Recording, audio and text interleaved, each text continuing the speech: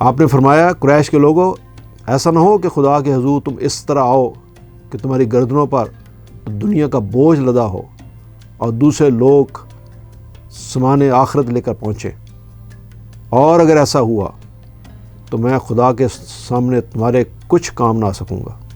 السلام علیکم، میرا نام ہے شاہد ایوب، آپ دیکھ رہے ہیں لرننگ ٹو لیو۔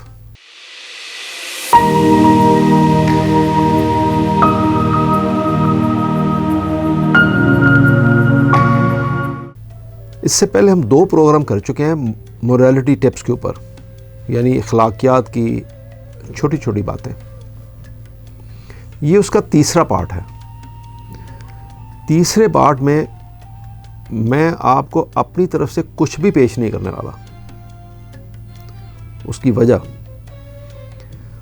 کی وجہ یہ ہے کہ ہمارے نبی حضور صلی اللہ علیہ وسلم نے جو چیزیں انسانیت کے لیے پیش کیں وہ اتنی جامع ہیں کہ ان کے ہوتے ہوئے یا اس کے ساتھ کوئی چیز ایڈ کرنا مجھے انتہائی نامناسب لگتا۔ میں صرف ان کی ہی کہی ہوئی بات کو پیش کروں گا، اور یہی آج کا ویلاگ ہوگا۔ آپ یہ پہلے بہت دفعہ سن چکے ہوں گے، پر میں اپنا فرض ادا کر رہا ہوں۔ ہو سکتا ہے کوئی ایک انسان میرے منہ سے سن لے اور کوئی چینج آ جائے اس میں۔ تو بات ہو رہی تھی اخلاقیات کی، تو سنیے ہمارے نبی حضور صلی اللہ علیہ وسلم نے کیا کہا۔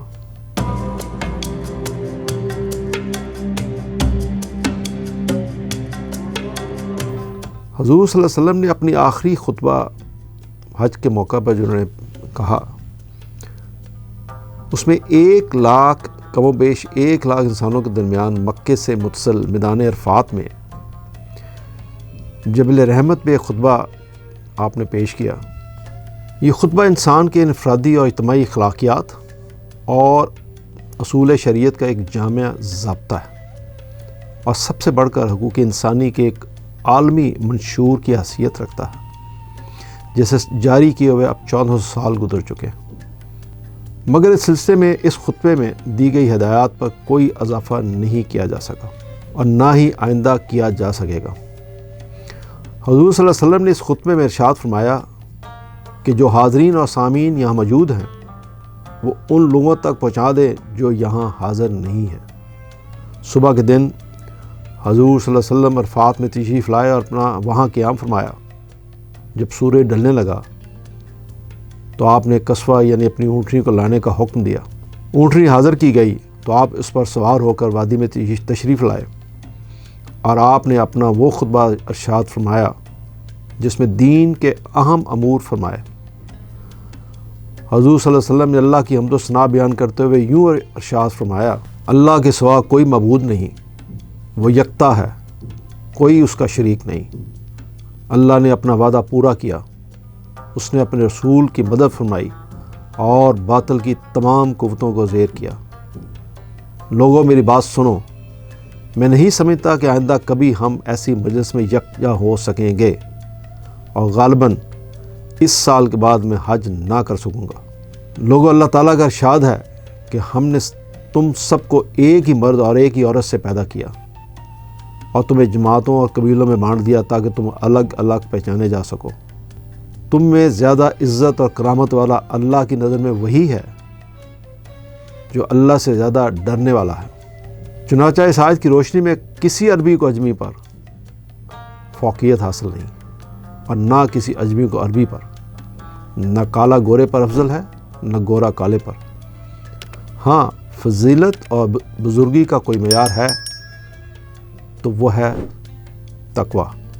آپ نے فرمایا قریش کے لوگوں، ایسا نہ ہو کہ خدا کے حضور تم اس طرح آؤ کہ تمہاری گردنوں پر دنیا کا بوجھ لدا ہو اور دوسرے لوگ سامان آخرت لے کر پہنچے، اور اگر ایسا ہوا تو میں خدا کے سامنے تمہارے کچھ کام نہ آ سکوں گا۔ قریش کے لوگوں، اللہ نے تمہاری جھوٹی نخوت کو ختم کر ڈالا، اور باپ دادا کے کارناموں پر تمہارے فخر و غرور کی اب کوئی گنجائش نہیں۔ تمہارے جان و مال اور عزتیں ہمیشہ کے لیے ایک دوسرے پر حرام کر دی گئیں۔ تم سب اللہ کے آگے جاؤ گے، اور وہ تم سے تمہارے اعمال کے بارے میں باز پرس کرے گا۔ دیکھو میرے بعد گمراہ نہ ہو جانا کہ آپس میں خون ریزی کرنے لگ جاؤ۔ اگر کسی کے پاس امانت رکھوائی جائے تو وہ اس بات کا پابند ہے کہ وہ امانت رکھوانے والے کو امانت پہنچا دے۔ لوگوں، ہر مسلمان دوسرے مسلمان کا بھائی ہے۔ اپنے غلاموں کا خیال رکھو، انہیں وہی کھلاؤ جو خود کھاتے ہو، انہیں ویسا ہی پہناؤ جیسا لباس تم خود پہنتے ہو۔ دور جاہلیت کا سب کچھ ختم کر دیا۔ زمانہ جاہلیت کے خون کے سارے انتقام اب کالعدم ہیں۔ پہلا انتقام جسے میں کالعدم قرار دیتا ہوں میرے اپنے خاندان کا ہے۔ ربیعہ بن حارث کے دودھ پیتے بچے کا خون جسے بنو حذیر نے مار ڈالا تھا اب میں معاف کرتا ہوں۔ دور جاہلیت کا سود اب کوئی حیثیت نہیں رکھتا۔ پہلا سود جسے میں چھوڑتا ہوں عباس بن مطلب کے خاندان کا ہے، اب یہ ختم ہو گیا۔ حساب کتاب صرف اللہ کے یہاں ہوگا۔ جو کوئی اپنا نسب بدلے گا یا کوئی غلام اپنے آقا کے مقابلے میں کسی اور کو اپنا آقا ظاہر کرے گا اس پر اللہ کی لعنت۔ قرض قابل ادائیگی ہے، قرض لی ہوئی چیز واپس کرنی ہوگی، تحفے کا بدلہ دینا چاہیے، اور جو کوئی کسی کا ضامن ہے وہ تاوان ادا کرے۔ کسی کے لیے جائز نہیں کہ وہ اپنے بھائی سے کچھ لے سوائے اس کے کہ جس پر اس کا بھائی راضی ہو اور خوشی خوشی دے۔ خود پر اور ایک دوسرے پر زیادتی نہ کرو۔ عورت کے لیے جائز نہیں کہ وہ اپنے شوہر کے مال بغیر اجازت کسی کو دے۔ دیکھو تمہارے اوپر تمہاری عورتوں کے کچھ حقوق ہیں، اسی طرح ان پر تمہارے حقوق واجب ہیں۔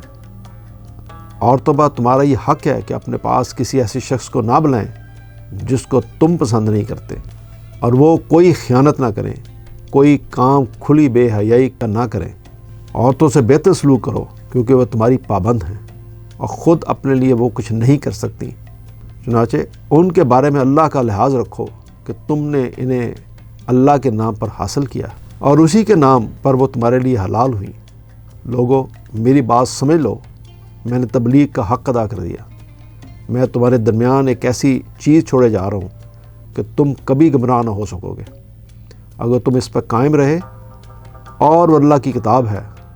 اور ہاں دیکھو، دین کے معاملات میں غلو سے بچنا کہ تم سے پہلے کے لوگ انہی باتوں کے سبب ہلاک کر دیے گئے۔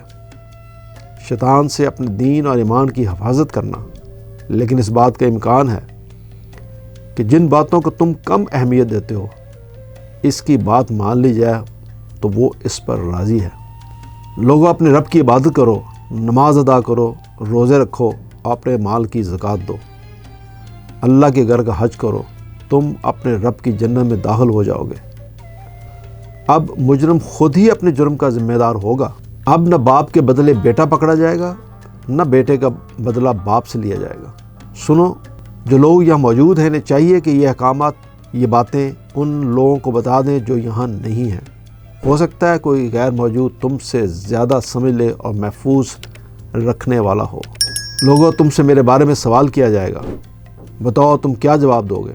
لوگوں نے جواب دیا کہ ہم اس بات کی شہادت دیں گے کہ آپ نے دین کی امانت پہنچا دی اور آپ نے حق رسالت ادا کر دیا اور ہماری خیر خواہی فرمائی۔ یہ سن کر حضور نے اپنی شہادت کی انگلی آسمان کی جانب اٹھائی اور لوگوں کی جانب اشارہ کرتے ہوئے 3 مرتبہ ارشاد فرمایا، اللہ گواہ رہنا، اللہ گواہ رہنا، اللہ گواہ رہنا۔ حضور کا یہ آخری خطبہ محض ایک تقریر نہیں بلکہ لازوال انسانی منشور ہے۔ چنانچہ ہم سب پر یہ فرض عائد ہوتا ہے کہ خطبہ حجۃ الوداع ساری دنیا میں عام کریں، خود بھی اس پر عمل پیرا ہوں، جس سے لوگوں میں اونچ نیچ ختم ہو اور آپس میں محبت، اخوت اور بھائی چارہ پیدا ہو۔ یہ سارا خطبہ آپ نے سنا، اس میں جو چند بہت ہی خاص چیزیں جن باتوں پہ بہت زیادہ غور کرنا چاہیے وہ دیکھیں کہ حضور صلی اللہ علیہ وسلم نے کیا فرمایا کہ ایسا نہ ہو کہ تم خدا کے حضور پیش آؤ، تمہاری گردنوں پہ دنیا کا بوجھ ہو اور دوسرے لوگ سامان تم سے بہتر آخرت کا سامان لے کے پہنچیں، اور اگر ایسا ہوا تو میں خدا کے سامنے تمہارے کچھ کام نہ ہوں گا۔ تو یاد رکھیے، اب یہ کہہ کر ہم اپنی جان نہیں چھڑا سکتے کہ ہم اس دنیا میں جو مرضی کریں، کسی کا حق کھا جائیں، کسی کو تکلیف دیں، ایذا دیں، کسی کو قتل کر دیں، تمام وہ برائیاں کریں جس سے اللہ نے منع کیا ہے اور حضور صلی اللہ علیہ وسلم نے منع کیا ہے، اور یہ امید لے کے جائیں کہ ہم بخشے جائیں گے۔ انسان کو تکلیف دینا اور انسان کا حق کھانا، اس سے بڑی برائی اور کوئی نہیں۔ ایک اور بات جو حضور صلی اللہ علیہ وسلم نے فرمائی، اللہ نے تمہاری جھوٹی اخوت کو ختم کر ڈالا اور باپ دادا کے کارناموں پر تمہارے فخر اور غرور کی اب کوئی گنجائش نہیں۔ تو ہم اپنے آبا کے جو اچھے کام ہیں اس کے اوپر بڑے تڑ کے پھرتے رہیں کہ انہوں نے یہ کیا اور انہوں نے وہ کیا۔ تم سے یہ نہیں پوچھا جائے گا انہوں نے کیا کیا، تم سے تو یہ پوچھا جائے گا تم نے کیا کیا۔ مجھ سے میرے بارے میں پوچھا جائے گا، میرے باپ کے بارے میں نہیں۔ اس کے اوپر غور کریں، میں نے اپنی زندگی کا جواب دینا ہے، میں نے کیا کیسے گزاری۔ اگر آپ کے پاس کسی کی امانت رکھوائی جائے تو اس امانت کو واپس کرنا ہوگا۔ آج ہم کیا کر رہے ہیں، غلطی سے کہیں بال پین پڑا ہوا نظر آ جائے تو وہ بال پین وہاں سے غائب ہو جاتا ہے 2 روپے کا، وہ نہیں ملتا۔ یہ تو میرے اپنے ساتھ بڑی دفعہ ہو گیا کہ آپ میز پہ غلطی سے ایک 5 روپے کا بال پین بھول جائیں، وہ ایسے غائب ہوتا ہے کہ آپ کو دوبارہ ملتا نہیں ہو، کوئی مان کے نہیں دیتا کہ کس نے لیا۔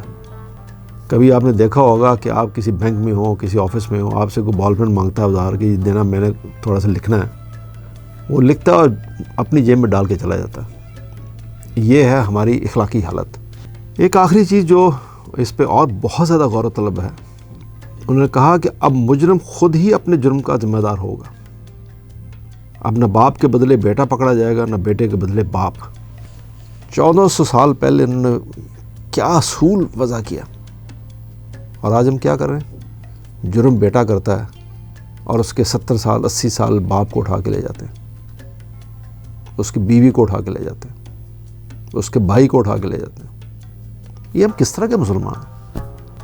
یہ جان بوجھ کے میں نے یہ خطبہ آپ کو پیش کیا، آپ کو ریوائز کرایا کہ دیکھیں کیا اصول حضور صلی اللہ علیہ وسلم نے فرمایا۔ جس بندے نے جرم کیا ہے اس جرم کی سزا اسی بندے کو ملنی چاہیے، نہ کہ اس کے والد کو، والدہ کو، بہن کو، بھائی کو یا کسی اور کو۔ یہ جو بدماشی ہے ہمارے معاشرے میں ایک عام ہو گئی ہے کہ اس بندے کو پکڑنے کے لیے خاندان کے باقی سب لوگوں کو پکڑ لیا جائے، ان کو اذیت سے گزارا جائے۔ یہ کیا رواج ہے؟ تو اس سے زیادہ تو میں کچھ نہیں کہوں گا کہ یہ وہ اخلاقی پہلو ہیں جن پہ ہمیں غور کرنا چاہیے۔ ہمیں سمجھنے کی ضرورت ہے کہ ہم کدھر جا رہے ہیں۔ توجہ کے لیے شکریہ۔ اللہ حافظ۔